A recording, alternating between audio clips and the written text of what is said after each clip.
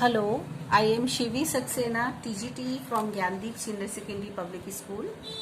Students, अभी हमारा chapter number 4 elements of a democracy चल रहा है, जो आप इसकी एक्सप्लेनेशन लगातार सुनते आ रहे हैं।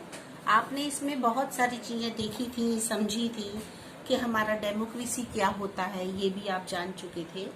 और डेमोक्रेसी के कौन कौन से एलिमेंट्स हैं वो आपको इस चैप्टर में बताए गए थे। तो सबसे पहले आपने पार्टिसिपेशन को देखा था, जो हमारा फर्स्ट एलिमेंट है डेमोक्रेसी का। और इसमें ये समझाया गया था आपको कि पार्टिसिपेशन वो होता है कि हम अपनी डेमोक्रेटिक कंट्री में जो भी हमें राइट्स मिले हैं, जो हमारे अधिकार हैं, उनका हम पूरा यूज करें, उन्हें हम समझें और उनके अकॉर्डिंग हम अपना यूज करें। ठीक है, तो ये सारी चीजें आपको इसमें बताई गई थी। इसके बाद आपको नेक्स्ट टॉपिक बच्चों आपने लिया था, वो था आपका अकाउंटेबिलिटी। अकाउंटेबिलिटी में भी आपको कल प्रीवियस आपको रिकॉर्डिंग में मैंने समझाया था कि क्या होता है अकाउंटेबिलिटी। जिम्मेदारी निभाना किसी चीज को, उसको उसके अकॉर्डिंग अपने आप को, जो गवर्नमेंट चलती है वो गवर्नमेंट क्या क्या जिम्मेदारियां निभाती है, आपने ये भी इसमें पढ़ा था। और अगर कोई रिप्रेजेंटेटिव ठीक से काम नहीं करता है, वो अपनी जिम्मेदारियों को नहीं निभाता है, तो सिटीजन क्या राइट रखते हैं, ये सारी चीजें आपने इसमें बहुत अच्छे से समझी थी। और इसके अलावा फिर जब हम लोग आगे बढ़े थे तो इसमें हमने देखा था कि चाहे कोई कितने भी ऊंचे पद का इंसान हो, चाहे कोई कितनी भी पावर रखता हो, चाहे वो मनी से रिलेटेड पावर हो, चाहे उसका एक समाज में स्टेटस हो, उसको लेकर के पावर हो, लेकिन अगर उसने कोई भी गलत काम किया है, इलीगल काम किया है, तो उसको पनिशमेंट मिलता है।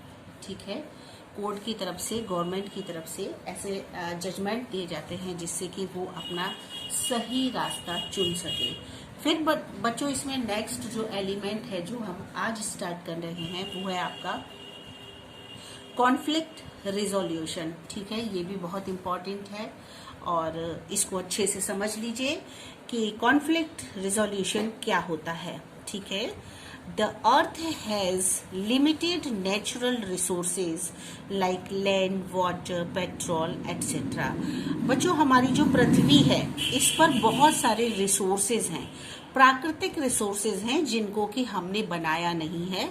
फॉर एग्जाम्पल हमारी जमीन, वाटर, पेट्रोल, ये नेचुरल रिसोर्सेज होते हैं। इनके बावजूद फिर भी the demands on these limited resources are increasing each day. क्या होता है कि दिन पर दिन बच्चों इन चीजों की जो डिमांड है, जो इनकी मांग है, वो बढ़ती चली जा रही है, लेकिन फिर भी ईच डे ये आगे बढ़ रहा है with our steadily growing population. जिस हिसाब से हमारी पॉपुलेशन ग्रो हो रही है, बढ़ रही है, उसके अकॉर्डिंग जो रिसोर्सेज हैं वो लिमिटेड होते चले जा रहे हैं, उनकी कमी आती जा रही है। When the resources are limited, जब रिसोर्सेज लिमिटेड हो जाते हैं, कम हो जाते हैं, but the demands on it many, लेकिन जो डिमांड है, जो लोगों की मांग है, वो बढ़ जाती है, देयर इज कॉन्फ्लिक्ट। तब क्या होता है, बहुत सारे कॉन्फ्लिक्ट्स आते हैं बीच में, ट्रबल्स आती हैं, प्रॉब्लम्स आती हैं between the various people of groups who need that resource. बहुत सारे लोगों के बीच में कॉन्फ्लिक्ट्स आ जाता है, ट्रबल्स आ जाती हैं कि जरूरत तो ज्यादा चीजों की है, लेकिन लोग जरूरत के लिए लोग तो ज्यादा हैं, लेकिन हमारे पास जो सुविधाएं हैं वो कम हैं, वो हम डिस्ट्रीब्यूट नहीं कर सकते बराबर, क्योंकि वो हमारे पास बहुत कम है और पॉपुलेशन इंक्रीज हो रही है। When these interest groups clash over some issues, क्या होता है बच्चों, जब हमारी प्रॉब्लम्स आपस में क्लैश होने लगती हैं, मतलब टकराने लगती हैं, वहीं इश्यूज पैदा हो जाते हैं। क्या होता है, जब हम एक दूसरे, हमें भी जरूरत है, आपको भी जरूरत है, दूसरे को भी जरूरत है, उसी चीज की जरूरत है, लेकिन मिल नहीं पा रही है, तब क्या होता है, आपस में इश्यूज पैदा हो जाते हैं। मतलब कोई ना कोई एक मुद्दा ऐसा खड़ा हो जाता है जिससे कि जिससे कि प्रॉब्लम आने लगती है। कॉन्फ्लिक्ट रिजल्ट्स, फिर क्या होता है, कॉन्फ्लिक्ट्स एक रिजल्ट के रूप में हमारे सामने आ जाता है। इन इंडिया में देखिए, for example many states are locked in conflict. बहुत सारे स्टेट्स ऐसे हैं जो कॉन्फ्लिक्ट की वजह से क्या कर दिए गए हैं, लॉक कर दिए गए हैं over the issue of sharing river water. River का जो वाटर है वो उन तक नहीं पहुंच पा रहा है, सोर्सेज उनके पास नहीं पहुंच पा रहे हैं, जिस वजह से वो जगह को लॉक कर दिया गया है। In a country like India where there is such human diversity. अपने इंडिया के अंदर बच्चों, ये आप ऑलरेडी जानते हो, इससे पहले वाले चैप्टर में भी आपने इस चीज को पढ़ा था कि हमारा जो कंट्री है वो डाइवर्सिटी वाला है।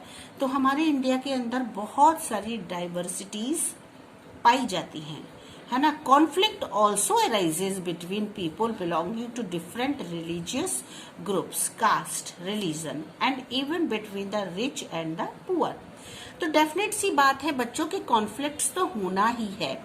जहां बहुत सारी डाइवर्सिटीज हैं, एक खुशी की बात है कि हम एक डाइवर्सिटी वाले कंट्री में रहते हैं, लेकिन इसके साथ साथ प्रॉब्लम भी है कि बहुत सारी जो प्रॉब्लम्स हैं, कॉन्फ्लिक्ट्स हैं, वो भी राइज हो रहे हैं। राइज होते हैं जब वो, तो क्या होता है, वो ग्रुप्स में होते हैं अलग अलग, चाहे वो धार्मिक ग्रुप को लेकर के आप देख लीजिए, कास्ट को लेकर के देखिए, धर्म को लेकर के देखिए, कोई ना कोई मैटर ऐसा बन जाता है स्टूडेंट्स, जिससे कि, या फिर अमीर और गरीब के बीच में देख लीजिए कॉन्फ्लिक्ट्स पैदा हो जाते हैं, बहुत सारे मतभेद पैदा हो जाते हैं। इन ए डेमोक्रेसी में क्या होता है students, there are various established method to resolve such conflicts.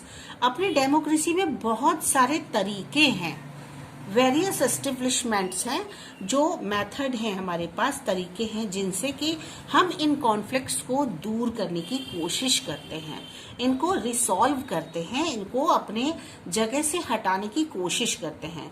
The judiciary और the court of jaw. Judiciary आपको पता है, जो हमारा सुप्रीम कोर्ट और हाई कोर्ट जजमेंट जो उनको देता है, वो कोर्ट ऑफ लॉ, कानून जो है हमारा, वो is the main body which deals with conflict resolution in a democracy. Democracy में अपने कॉन्फ्लिक्ट्स को किस तरीके से दूर किया जा सकता है, ये सारे काम जो हमारी मेन बॉडी है जुडिशरी और लॉ है, कानून है कोर्ट के, ये सारे इसमें बहुत मुख्य भूमिका निभाते हैं। वो इन चीजों को दूर करने की कोशिश करते हैं। The court is an impartial body. और कोर्ट क्या होती है बच्चों, इम्पार्शियल का मतलब होता है जिसमें किसी भी तरीके का बेईमानी न की गई हो, किसी के साथ अच्छा कर दिया जाए, किसी के साथ बुरा कर दिया जाए, वो होता है पार्शियलिटी। लेकिन इम्पार्शियल क्या होता है, इम्पार्शियल होता है हम किसी के भी साथ गलत काम ना करें, सबके साथ बराबर का हमें तालमेल बिठा के रखें, तो वो होता है। और जो आपका कोर्ट होता है, जो आपका कोर्ट है, वो क्या करता है, वो इम्पार्शियल बॉडी होती है, सबके लिए बराबर एक जैसा लॉ बनाती है। इसलिए therefore accepted to solve conflicts in a fair and just manner. क्यों करती है ऐसा, कि जो कॉन्फ्लिक्ट्स हैं उनको रिजॉल्व किया जाए, उनको खत्म किया जाए पूरी ईमानदारी के साथ और पूरी स्वतंत्रता के साथ, एक अच्छे मैनर के साथ उन सारे कॉन्फ्लिक्ट्स को रिजॉल्व कर दिया जाए। फॉर एग्जाम्पल आप देखिए, Bilkis Bano, one of the victims of the Hindu Muslim riots in Gujarat. आपको पता है 2002 में गुजरात में, फॉर एग्जाम्पल आपको बताया जा रहा है, जो बिल्किस बानो वाला केस था, उसमें आपने देखा था जो विक्टिम था, शिकारी जो था, वो हिंदू और मुस्लिम का जो झगड़ा चल रहा था उस समय में appealed to courts for justice. उसने अपील की थी कि उसको न्याय मिले, जस्टिस के लिए। She got justice when the court convicted some of the people who attacked her family. Court ने क्या किया था, उसको जस्टिस दिया जब उसके परिवार वालों को भी अटैक किया था उन लोगों ने, ठीक है, हिंदू मुस्लिम जो झगड़ा हुआ था उस समय में। This was a case where a member of a minority community was able to get justice. ये वो केस था बच्चों जहां की लोग माइनॉरिटी के कम्युनिटी के लोग हुआ करते थे और उस समय में उनको जजमेंट दिया गया था, ठीक है। तो ये एक एग्जाम्पल बच्चों आपको बताया गया है कि अगर कहीं कोई कॉन्फ्लिक्ट्स होता है, कोई प्रॉब्लम्स आती हैं तो उनको किस तरीके से सॉल्व किया जाता है। The police is another body which deals with conflict resolution. अब पुलिस भी होती है जो कि कॉन्फ्लिक्ट को दूर करती है, रिजोल्यूट करती है। तो पुलिस जो होती है वो दूसरी बॉडी है जो कि हमारे प्रॉब्लम्स को सॉल्व करती है। The police is responsible for maintaining law. Police क्या करती है? पुलिस मेंटेन करती है, सुरक्षित रखती है अपने लॉ एंड ऑर्डर को अपने देश के अंदर on A daily basis. Daily basis पर मतलब हर रोज की उसके पास एक मेंटेनेंस उसको रखना पड़ता है कि हमारा कानून, हमारी ऑर्डर जो है वो कहीं डिस्टर्ब ना हो जाए, उनको अच्छे तरीके से चलाने का काम पुलिस का होता है। In cases where the police is unable to control the situation, अगर किसी केस में पुलिस के बस का नहीं होता सिचुएशन को कंट्रोल कर पाना, तब क्या होता है students? The army is brought in, तब पूरी आर्मी को बुलाया जाता है। The army imposes curfew in trouble places. फिर क्या होता है? जो आर्मी होती है वो इम्पोज करती है कि जो ट्रबल प्लेसेस है, मतलब जो प्रॉब्लमेटिक प्लेसेस हैं जहां पर कि इस तरीके का काम हुआ है, असुरक्षित जगह है, वहां पर कर्फ्यू लगाया जाए। And conducts the flag marches, और वहां पर फ्लैग मार्च किया जाए to make people feel safe, जिससे कि जो लोग अपने घरों के अंदर हैं वो अपने आप को ये महसूस कर सके कि हम पूरी तरह से सुरक्षित हैं। तो इस तरीके से बच्चों आपने अभी तक जो मैंने बताया उससे आपने ये रिजल्ट निकाला होगा। आप समझ पाए होंगे अच्छे से मेरी बात को सुन करके कि किस तरीके से जो प्रॉब्लम्स होते हैं, जो कॉन्फ्लिक्ट्स होते हैं, जो डिफिकल्टीज होती हैं, जो प्रॉब्लम सामने आती हैं, उनको रिजोल्यूट करता है पुलिस और जुडिशरी। हमारे लिए किस तरीके से प्रॉब्लम को सॉर्ट आउट करता है, सॉल्व करता है, ठीक है। अब इसके बाद बच्चों आपका जो नेक्स्ट टॉपिक है वो है concern for equality and justice. Equality और जस्टिस ये डेमोक्रेसी के पिलर होते हैं। ये मैंने स्टार्टिंग में ही आपको बताया था कि हमारी डेमोक्रेसी जो होती है, जो हमारा प्रजातंत्र है, ये बच्चों एक तरह से पिलर्स पर टिका हुआ है। वो है आपके इक्वलिटी, जस्टिस, फ्रेटर्निटी, आपकी डाइवर्सिटी, ये सारी वो चीजें हैं जिनके के ऊपर हमारा पूरा डेमोक्रेसी टिका होता है, रुका होता है, ठीक है। अब देखते हैं इसमें ये हमें चैप्टर क्या बताना चाहता है। अनदर की एलिमेंट ऑफ डेमोक्रेसी, ठीक है। दूसरा जो की एलिमेंट है डेमोक्रेसी का is the provision of equality and justice for all it's citizen.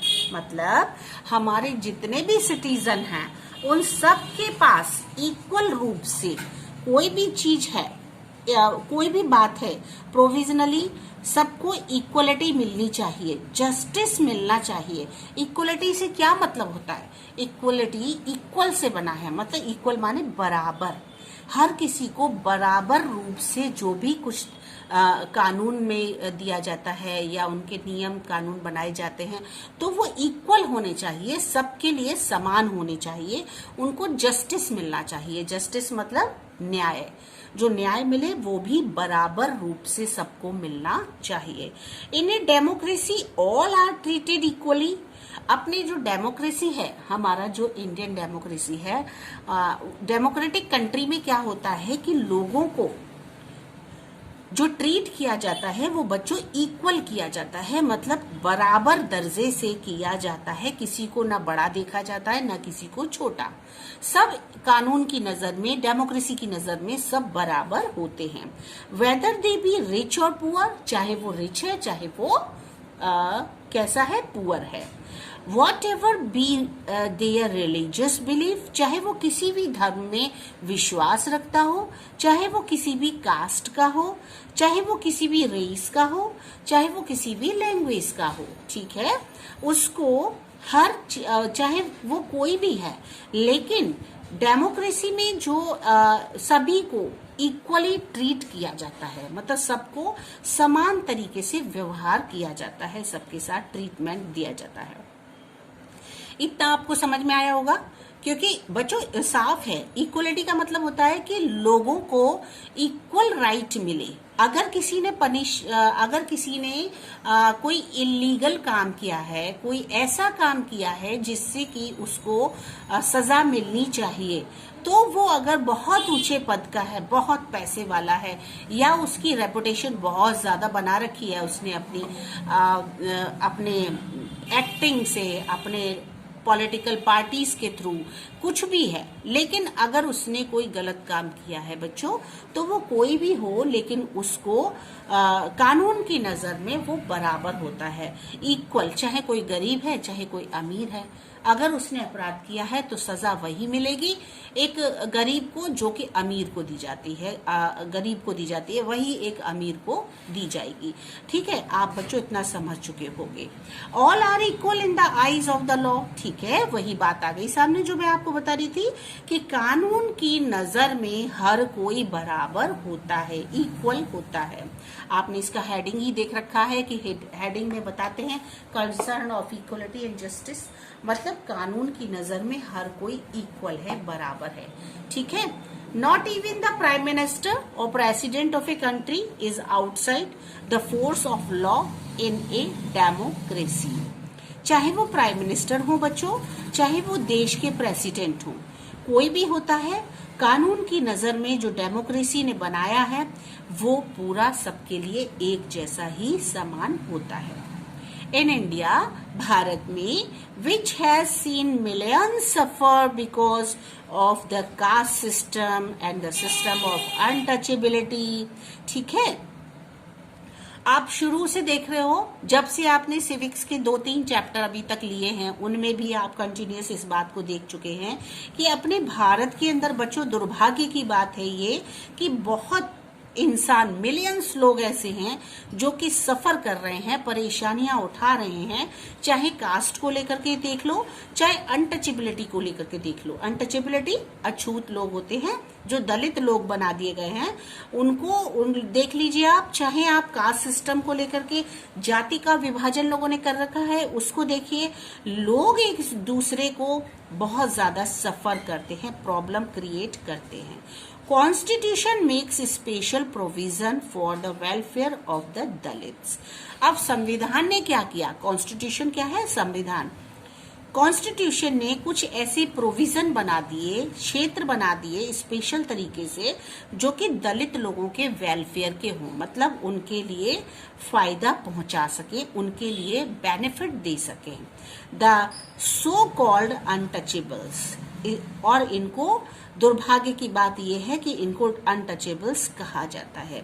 Seats are reserve for them in parliament, parliament में भी गवर्नमेंट ने इन लोगों के लिए सीट्स अलग से रिजर्व कर दी है। Educational institution and government undertaking, और एजुकेशनल इंस्टीट्यूशन को देख लीजिए, वहां भी इनके लिए एक अलग से सरकार ने, गवर्नमेंट ने इनके लिए प्रोविजन बना रखा है, इनके लिए सीट रिजर्व कर रखी है।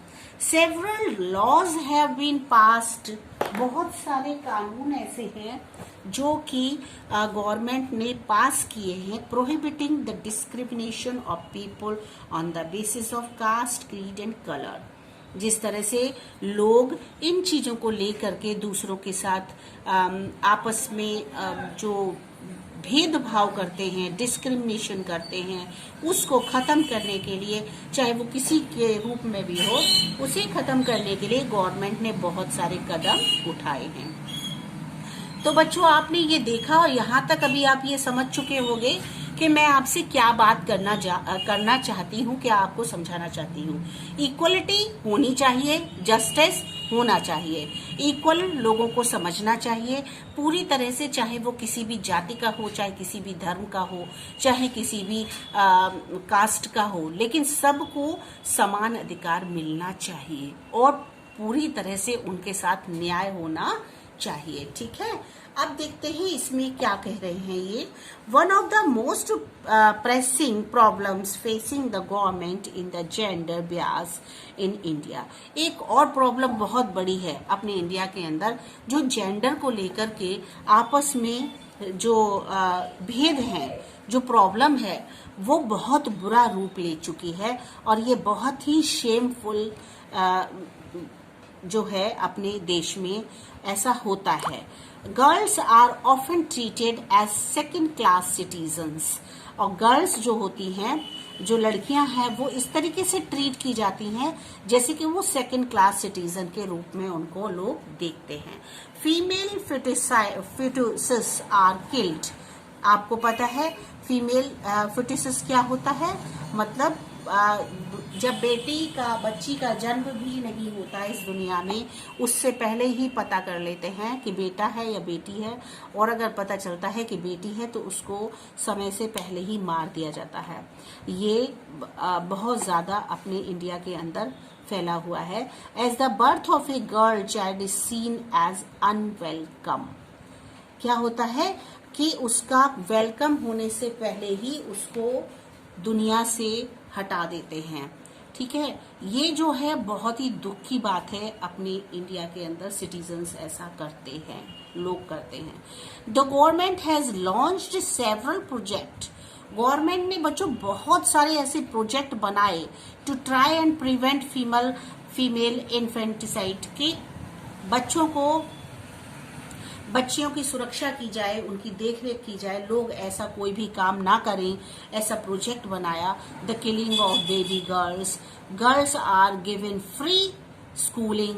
गर्ल्स के लिए फ्री स्कूल सिस्टम बना दिया, जिससे कि पेरेंट्स सोचें कि अब हमें कम से कम इनके स्कूल के लिए पैसा खर्च नहीं करना पड़ेगा। ये भी कोशिश की गवर्नमेंट ने। इन सम स्टेट्स, बहुत सारे स्टेट्स तो ऐसे हैं जहां पर parents are paid money by the government if they let their girl child study in school. उन्होंने बहुत सारे तो लोग ऐसे थे कुछ स्टेट्स में जो कि मनी देने के लिए तैयार थे और गवर्नमेंट को, कि वो अपनी गर्ल को पढ़ाना चाहते हैं। अब देखिए, this effort to treat all people as equal.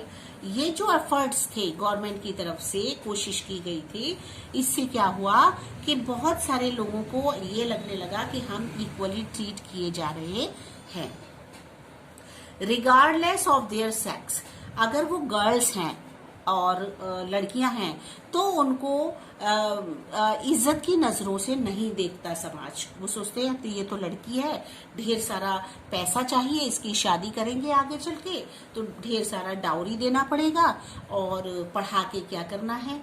ये इस तरीके की जो बातें होती हैं, ये हमारे समाज को, हमारे देश को धीरे धीरे खोखला करते चले जाते हैं और एक समय ऐसा आता है कि हमारा पूरा समाज इस चीज से दूषित हो जाता है। Is a hallmark of democracies around the world. और इस तरीके से ये एक हॉलमार्क की तरह डेमोक्रेसीज में हमारे पूरे देश, पूरे वर्ल्ड में फैला हुआ है। These are some of the more important elements of a democracy. इस तरीके से और भी बहुत सारी एलिमेंट्स हैं डेमोक्रेसी के, which make it the most accepted form of governance in the modern world. जो कि हमारे आज के समय में मॉडर्न वर्ल्ड में गवर्नमेंट बहुत अच्छा कर सकती है। ओके बच्चों, तो आपने इस चैप्टर को अच्छे से समझ लिया, देख लिया, समझ गए होगे आप बच्चों। ऐसा मैं सोचती हूँ कि कॉन्फ्लिक्ट रेजोल्यूशन भी आपको समझ में आ गया होगा। जो आपस में विवाद, लड़ाई झगड़े होते हैं, उन सब से concern of equality and justice भी आप बहुत अच्छे से समझ गए होंगे। लास्ट ये आपका चैप्टर यहाँ एंड हो गया है। आपके लिए इतना काफी है। अच्छे से इसको पढ़िएगा, समझिएगा, जानिएगा। Okay students, now bye bye.